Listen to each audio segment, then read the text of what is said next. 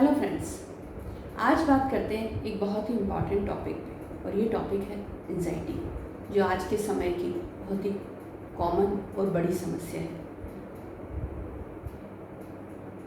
तो सबसे पहले ये समझते हैं कि ये एंजाइटी है क्या। वैसे समझें तो एंजाइटी एक नॉर्मल ह्यूमन इमोशन है। हर इंसान को किसी न किसी बात के लिए, किसी प्रॉब्लम के लिए एंजाइटी फील होती है। लेकिन जब ये एंजाइटी इतनी ज़्यादा बढ़ जाए कि हर समय आपका दिमाग बाय डिफ़ॉल्ट छोटी छोटी बात पे भी एंजाइटी के थॉट्स कंटिन्यूअसली जनरेट करने लगे और आपका उन थॉट्स पे कंट्रोल ना हो, आप उसको डाइवर्ट नहीं कर पा रहे,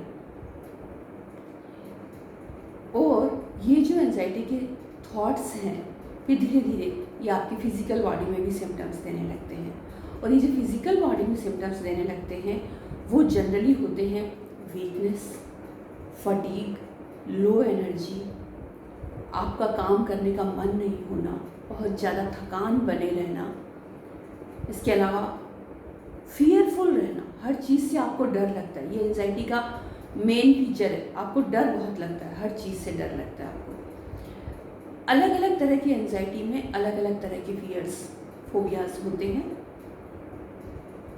और आपकी एपेटाइट ख़त्म हो जाती है, आपको भूख नहीं लगती, इंडाइजेशन, नोशिया, वॉमिटिंग, कॉन्स्टिपेशन या लूज मोशन। इसके अलावा एक कंटिन्यूअस माइल्ड वर्टाइगोस या फिर कहें कि गिड्डीनेस लाइक फीलिंग, कि आपको इस तरह के चक्कर भी नहीं है कि आप गिर जाओगे, लेकिन आपको हल्के हल्के से चक्कर बने रहना। उसके अलावा गला घुटना या थ्रॉट में कॉन्स्ट्रिक्शन फील होना, आपके चेस्ट में पेन होना या हैवीनेस फील होना, आपके सिर में हर समय भारीपन फील होना, जब आप चलते हैं तो आपको पुअर कोऑर्डिनेशन फील होना, आपको लगता हो कि आपकी बॉडी प्रॉपर कोऑर्डिनेट नहीं कर पा रही है। इसके अलावा एंजाइटी में आपकी मेमोरी भी पुअर हो जाती है, जो कि एंजाइटी टेम्परेरी होती है, जब एंजाइटी ठीक होती है तो ठीक भी हो जाती है। इसके अलावा जो वेरी इंपॉर्टेंट स्लीप डिस्टर्बेंसेस, आपके सोने का जो साइकिल है वो डिस्टर्ब हो जाता है। तो ये सारे सिम्टम्स हैं एंजाइटी के। अलग अलग लोगों में अलग अलग सिम्टम्स होते हैं और इसके अलावा भी कुछ सिम्टम्स हो सकते हैं। अब बात करें आखिर ये एंजाइटी आती क्यों है, तो सबसे पहले बात करते हैं बड़ों में, एल्डर्स में। बड़ों में एंजाइटी क्यों आती है? तो बड़ों में एंजाइटी आने, या ख़ास तौर से मैं कहूँ कि आफ्टर 35 जो एंजाइटी आती है वो क्यों आती है, तो इस एंजाइटी की जो पहला रीज़न होता है वो होता है स्पिरिचुअल क्राइसिस।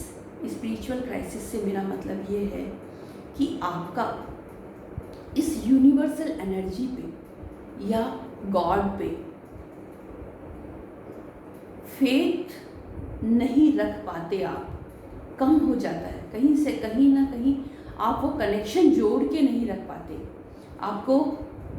आपको ये लगता है कि सारे काम इस जीवन के आप ही करने वाले हैं और आप ही कर रहे हैं, और जब वो आपके हिसाब से नहीं होते तो आपको एंजाइटी या स्ट्रेस फील होता है।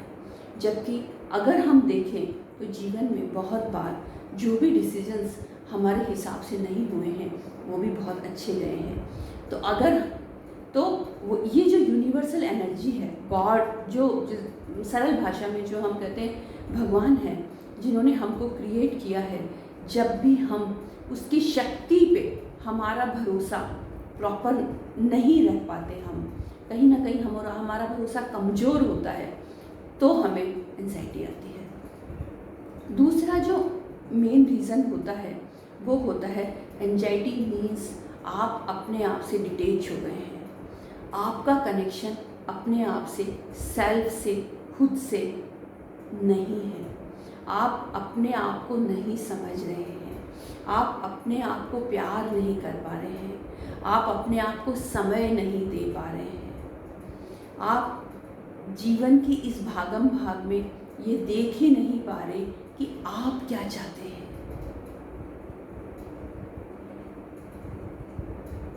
कैसे कहते हैं ना हमारे हिंदू धर्म में कि आत्मा ही परमात्मा है।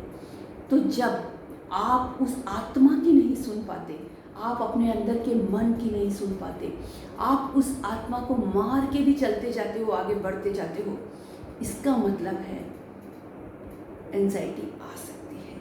आप अपने अंदर के इमोशंस की परवाह करे बिना चलते जाते हो, ये एंजाइटी का कारण है। एंजाइटी का जो नेक्स्ट कोज है वो अगेन इसी से लिंक्ड है कि आप दूसरों की चिंता तो बहुत ज़्यादा करते हो, लेकिन खुद को आप भूल जाते हो।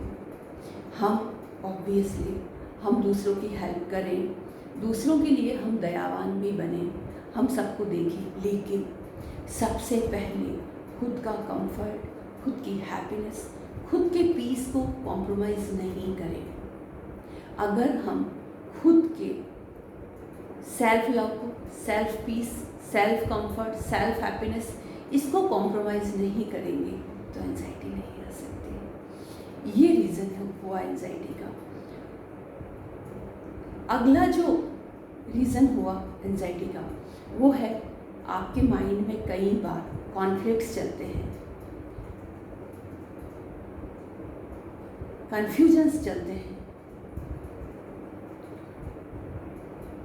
ये वाला डिसीजन या ये वाला डिसीजन, ये डिसीजन करूं या ये करूं, कहीं ऐसा नहीं हो ये गलत हो जाए, कहीं ऐसा नहीं हो ये गलत हो जाए, ये गलत हो गया तो क्या होगा। जब भी हम जल्दी से डिसीजन नहीं ले पाते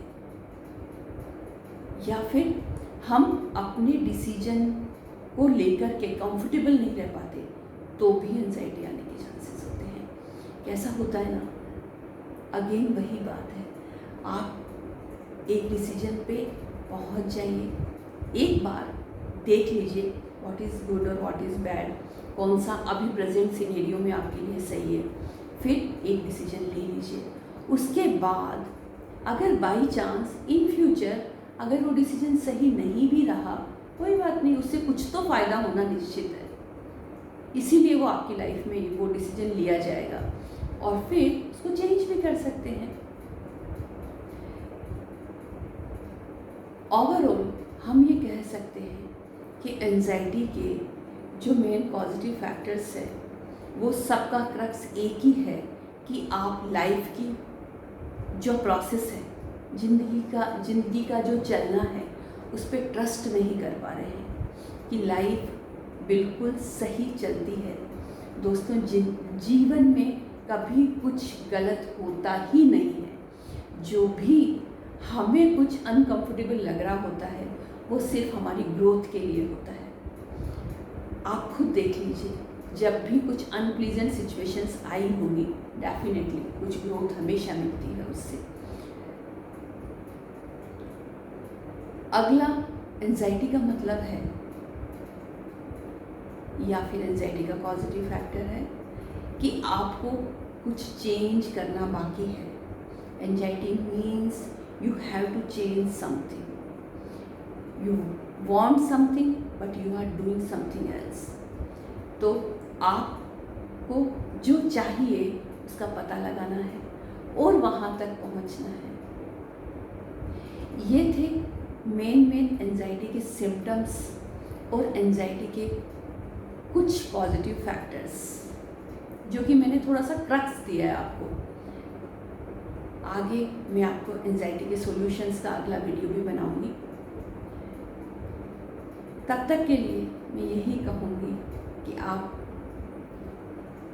लाइफ की इस जर्नी में, लाइफ की इस प्रोसेस पे ट्रस्ट करिए, उस यूनिवर्सल एनर्जी पे ट्रस्ट करिए जो हम सबके साथ है, जो हम सब में फ्लो हो रही है।